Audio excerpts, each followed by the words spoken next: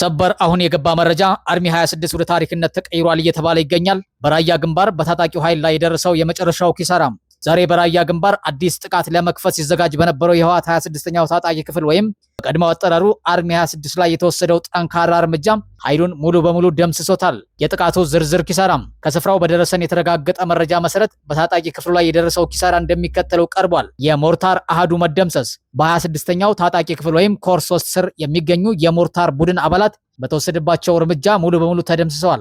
የአመራሮች እልቂት ዛሬ በአንድ ቀበሌና ትምህርት ቤት ግቢ ውስጥ ተሰብስበው ለጥቃት ሲዘጋጁ በነበሩት የዚሁ ኮር 3 ኃይሎም ታጣቂ ክፍል ላይ በተወሰደው እርምጃ የሻለቃና የማኔጅመንት አመራሮችን ጨምሮ አጠቃላይ ኃይሉ ሙሉ በሙሉ ተደምስሷል። ሰላም ጤና ይስጥልን የቻናላችን ተከታታዮች፣ ከሀገር ውስጥና ከቀጠናው የደረሱንን ዋና ዋና አጣዳፊ የሰበረና ወቅታዊ ዜናዎችን ዝርዝር መረጃ ይዘንላችሁ ቀርበናል።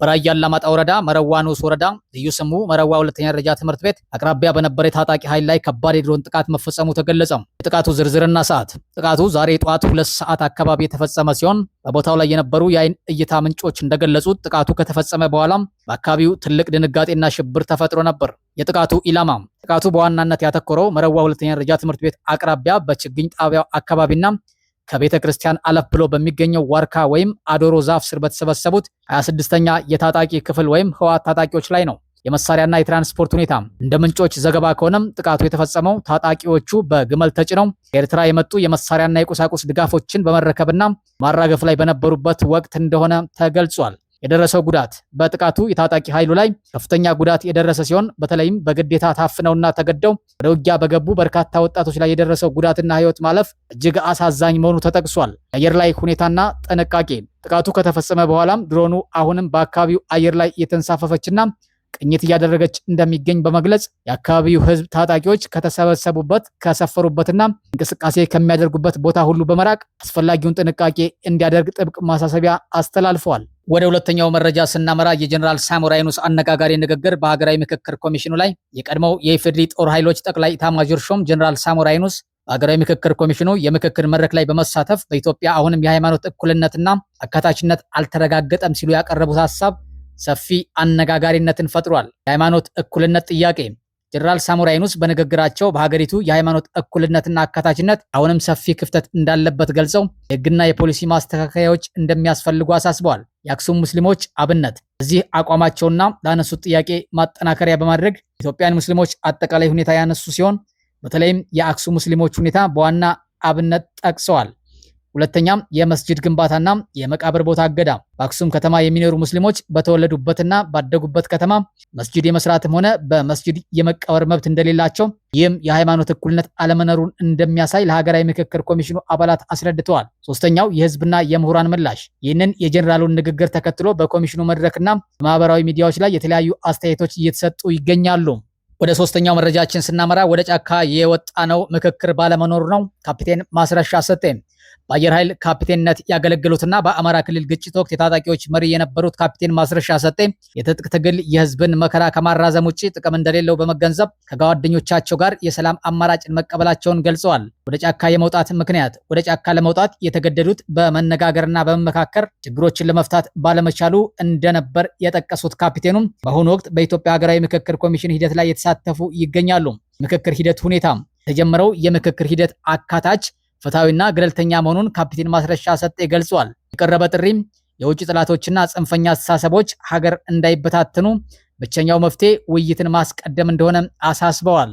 በሌላው መረጃችን ደግሞ የሱዳን የሶማሊያና የግብጽ የዲፕሎማሲ እንቅስቃሴዎችን እንቃኛለን። ሱዳን እየተካሄደ ያለውን የእርስ በርስ ጦርነትና የቀጠናውን ውጥረት ተከትሎ የሱዳን መንግስት ከሶማሊያና ከግብጽ ጋር ከፍተኛ የዲፕሎማሲ ንግግሮችን ማካሄዱ ተገልጿል። ከሶማሊያ ጋር የተደረገው የሞቃዲሾ ስብሰባ በሞቃዲሾ በተካሄደው ስብሰባ የሶማሊያ የውጭ ጉዳይና ዓለም አቀፍ ትብብር ሚኒስተር አብዲ ሰላም አሊ በሶማሊያ ሱዳን አምባሳደር አብዱራህማን ሀሊል አህመድ አባክር አፋንዲን በጽህፈት ቤታቸው ተቀብለው አነጋግረዋል። በውይይቱም በሁለቱ ሀገራት የሁለትዮሽ ግንኙነት በቀጠናዊ የጸጥታ ጉዳዮችና በትብብር መስኮች ላይ አዎንታዊ ስምምነት ላይ መድረሳቸው ተገልጿል። ከግብጽ ጋር የተደረገው የስልክ ውይይት በሌላ በኩል የሱዳን የውጭ ጉዳይ ሚኒስተር ሞሂ ኤልዲን ሰላም ከግብጽ የውጭ ጉዳይ ሚኒስተር ባድር አብደላቲ ጋር በስልክ ተወያይተዋል። የግብጽ አቋም የግብጽ የውጭ ጉዳይ ሚኒስተር ባድር አብደላቲ በውይይቱ ወቅት ግብጽ ለሱዳን አንድነት፣ ሉዓላዊነት የዛሬና የነገ የነጻነት መብት እንዲሁም ለሀገሪቱ ተቋማት ሙሉ ድጋፍ እንደምታደርግ አረጋግጠዋል። አክለውም በሱዳን የሚካሄደው የፖለቲካ ሂደት በራሳቸው በሱዳናውያን ባለቤትነት ብቻ ሊመራ እንደሚገባና የህዝቡን ፍላጎት የሚያንጸባርቅ መሆን እንዳለበት ገልጸዋል። ሌላኛው የቀጠናው ስጋት፣ ይህ የዲፕሎማሲ እንቅስቃሴ እየተካሄደ ያለው በሱዳን ያለው ግጭት ተባብሶ በቀጠናው ላይ ትልቅ ስጋት በደቀነበት ወቅት ነው። ወደ አምስተኛው መረጃችን ስናመራ በማሊ የጦር ሰፈር ላይ በተፈጸመ ጥቃት ቢያንስ 10 ወታደሮች ተገደሉ። በምዕራብ አፍሪካዊቱ ሀገር ማሊ በመካከለኛው የሴጉ ክልል በሚገኘው የሳን መንደር የጦር ካምፕ ላይ በተፈጸመ ከባድ ጥቃት ቢያንስ 10 ወታደሮች መገደላቸውን የጸጥታና የአካባቢው ምንጮች አስታወቁ። የጥቃቱ ሂደት፣ ጥቃቱ የተፈጸመው በማለዳው ክፍለ ጊዜ ሲሆን በአካባቢው ከፍተኛ ፍንዳታዎችና የከባድ መሳሪያዎች ተኩስ ይሰማ እንደነበር የአካባቢው ነዋሪዎች ገልጸዋል። ጦር ካምፑ በጥቃት ፈጻሚዎቹ ለጊዜው ተይዞ እንደነበርም የጸጥታ ምንጮች ለፈረንሳይ ዜና አገልግሎት አረጋግጠዋል። የጀኒም ከአልቃይዳ ጋር ግንኙነት ያለው የእስልምናና ሙስሊሞች ድጋፍ ቡድን ጀኒም ለጥቃቱ ኃላፊነት የወሰደ ሲሆን በሳን ከተማ የሚገኘውን የማሊ ጦር ሰፈር ሙሉ በሙሉ ተቆጣጥረን ነበር ሲል መግለጫ አውጥቷል። የማሊ ጦር መግለጫ፣ የማሊ ጦር በበኩሉ ወታደራዊ ኃይሉ ጠንካራ የመልስ ምት መስጠቱንና አሁን ላይ አካባቢው ሙሉ በሙሉ በቁጥጥር ስር መዋሉን አስታውቋል። የማሊ የፖለቲካና የጸጥታ አውድ፣ ማሊ እንደ አውሮፓውያን አቆጣጠር ከ2012 ዓ.ም ጀምሮ ከአልቃይዳና ከእስላማዊ መንግስት አይኤስ ጋር በተቆራኙ ቡድኖች፣ አካባቢው ታጣቂዎች እንዲሁም በቱአሬግ ተገንጣይ እንቅስቃሴዎች ተደጋጋሚ ጥቃቶች ሲደርሱባት ቆይታለች። እንደ አውሮፓውያን አቆጣጠር በ2020 እና በ2021 ከተነሱባት ወታደራዊ መፈንቅለ መንግስታት በኋላ ሀገሪቱ በወታደራዊ አገዛዝ ስር የምትተዳደር ቢሆንም የጸጥታ ሁኔታው ከጊዜ ወደ ጊዜ እየከፋ መጥቷል። የቅርብ ጊዜ ጥቃቶች፣ በሚያዝያ ወር መጨረሻ በጀኒምና በአዛዋድ ነጻነት ግንባር ጥምረት በተሰነዘረው ሰፊ ጥቃት የማሊ መከላከያ ሚኒስትር መገደላቸውና ስትራቴጂካዊዋ የኪዳል ከተማ በተገንጣዮች እጅ መውደቋም እንዲሁም ባለፈው ሐምሌ 18 ቀን በወታደራዊ ካምፕ ላይ በተሰነዘረ ጥቃት ቢያንስ 50 ወታደሮች መገደላቸው የነበረውን አደገኛ ሁኔታ የሚያሳይ ነው። ከውጭ ዛሬ በአፍሪካ ቀንድና በባብኤል መንደብ የባህር ወሽመጥ አካባቢ ያለውን ወታደራዊና ጂኦፖለቲካዊ ውጥረት በእጅጉ ያናጋ አጣዳፊ ሰበር ዜናና ሰፊ የቪዲዮ ትንታኔ ይዘንላችሁ ቀርበናል። የአሜሪካ MQ-9 ሪፐር ድሮን በጅቡቲ ተከሰከሰ። የሁቲዎች እጅ አለበት ተብሎ ይጠረጠራል። ዛሬ በወጣው አጣዳፊ መረጃ መሰረት የአሜሪካ ጦር ኃይል አባል የሆነ ዘመናዊ MQ-9 ሪፐር የተሰኘ የውጊያና የቅኝት ድሮን በጅቡቲ ከሚገኘው የሻቢሌ የአየር ኃይል ጣቢያ አቅራቢያ ተከስክሷል። የአሜሪካ ኤምባሲ ማስጠንቀቂያ። ክስተቱን ተከትሎ የጅቡቲ የሚገኘው የአሜሪካ ኤምባሲ የደህንነት ማስጠንቀቂያ ያወጣ ሲሆን በጅቡቲ የአየር ክልል ውስጥ ችግር ያጋጠመውን አውሮፕላን ወይም ደግሞ ድሮን በቅርበት እየተከታተለ እንደነበር ይፋ አድርጓል። የሁቲዎች ጥርጣሬም አደጋው ከተከሰተ በኋላ ክስተቱ በየመኑ የሁቲ ታጣቂዎች ጥቃት ጋር ተያያዥነት ሊኖረው እንደሚችል ከፍተኛ ስጋትና ጥርጣሬ አሳድሯል። የሻቤሌ አየር ሰፈር አስፈላጊነት። የጅቡቲ የሻቤሌ አየር ሰፈር አሜሪካ በአፍሪካ ቀንድና በየመን ዳርቻዎች ለምታካሂደው የስለላ የቅኝትና የወታደራዊ እንቅስቃሴ ቁልፍ ማዕከል እንደሆነ ይታወቃል። ጅቡቲ የቀይ ባህር ጂኦፖለቲካና የMQ-9 ሪፐር ድሮን ሚስጥር። አንደኛ፣ የMQ-9 ሪፐር ድሮን የቴክኖሎጂ ጥንካሬና የመመታት ዕድል። MQ-9 ሪፐር ድሮን በአሜሪካ ወታደራዊ ኃይል ውስጥ እጅግ ዘመናዊ፣ ውድና ከፍተኛ ቴክኖሎጂ የተገነባ የሰው አልባ አውሮፕላን ነው። ይህ ድሮን በከፍተኛ ቁመት ላይ ሆኖ ለረጅም ሰዓታት ቅኝት ለማድረግ፣ መረጃዎችን ለመሰብሰብና የታርጌት ጥቃቶችን ለመፈጸም የሚያስችል ሚሳኤሎችን የታጠቀ ነው። ነገር ግን የሁቲ ታጣቂዎች ከኢራን ያገኙትን ዘመናዊ የአየር መከላከያ ስርዓቶችና ሚሳኤሎችን በመጠቀም ቀደም ሲል በርካታ የMQ-9 ሪፐር ድሮኖችን መጣላቸው ይታወቃል። አሁን በጅቡቲ የታየው ክስተት የቴክኒክ ችግር ሊሆን እንደሚችል ቢገለጽም የሁቲዎች ሚሳኤል ወይም የኤሌክትሪክ ጦርነት ወይም ደግሞ ኤሌክትሮኒክ ዋርፌር መጨናነቅ ውጤት ሊሆን ይችላል የሚለው ጥርጣሬ የቀይ ባህርን ውጥረት ወደ አዲስ ምዕራፍ አሸጋግሮታል። ሌላኛው ጅቡቲ ለምን የዓለም ሀያላን ሀገራት ወታደራዊ ቋት ሆነች? ጅቡቲ በቆዳ ስፋቷ ትንሽ ብትሆንም በጂኦፖለቲካዊ አቀማመጧ በዓለም ላይ እጅግ ስትራቴጂካዊ ከሆኑ ቦታዎች አንዷ ናት። ጅቡቲ ባብኤል መንደብ በተሰኘው የባህር ወሽመጥ ላይ የምትገኝ ሲሆን ይህ ቦታ ቀይ ባህርን ከኤደን ባህረ ሰላጤና ከህንድ ውቅያኖስ ጋር ያገናኛል።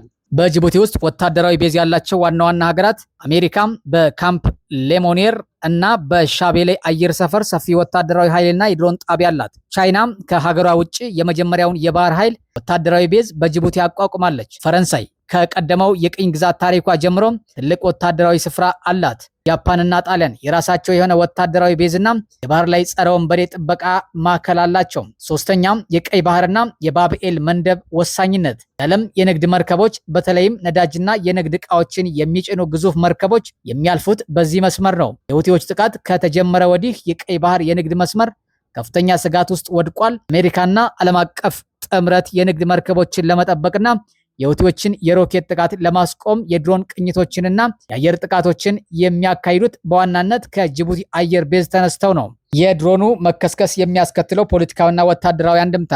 ይህ አደጋ አሜሪካ በአካባቢው የምታደርገውን የደህንነትና የስለላ እንቅስቃሴ ጊዜያዊ እንቅፋት ሊፈጥርበት ይችላል። በተጨማሪም ሁቲዎች ጥቃቱን መፈጸማቸው የተረጋገጠ የአሜሪካ ጦር በየመን በሚገኙ የሁቲዎች ኢላማዎች ላይ ተጨማሪና ጠንካራ የመልስ ምት ጥቃት እንድትሰነዝር ሊገፋፋት ይችላል። ይህም አጠቃላይ የአፍሪካ ቀንድና የመካከለኛው ምስራቅ ቀጠናን ወደ ሰፊ ወታደራዊ ግጭት ሊከተው የሚችል ስጋት ደቅኗል። የተወዳችሁ ተከታታዮቻችን በጅቡቲ የተከሰከሰውን የአሜሪካ ድሮንና የቀይ ባህርን ወቅታዊ ወታደራዊ ውጥረት አስመልክቶ ያዘጋጀንላችሁ ትንታኔ ይህንን ይመስላል። የእኛ ጥያቄ ለእናንተ የዚህ ድሮን መከስከስ በራሱ በቴክኒክ ችግር የሆነ ይመስላችኋል ወይስ የሁቲዎች የታጠቀ ጥቃት ውጤት? ማንኛውም ለዛሬ ዘንላችሁ የመጣናቸው የሀገር ውስጥና የውጭ ዜናዎች እነዚህን ይመስሉ ነበረ። ያላችሁን ሐሳብና አስተያየት ኮሜንት ላይ አስቀምጡልን። በዚህ ቻናል አዲስ ከሆናችሁና ሁሌም አዳዲስ እውነተኛና ፈጣን መረጃዎች ቀድሞ እንዲደርሷችሁ ቻናሉን ሰብስክራይብ ማድረጋችሁን አትርሱም። ስለተከታተላችሁን እናመሰግናለን። ሌላ መረጃ እስክንገናኝ ሰላም ቆዩ።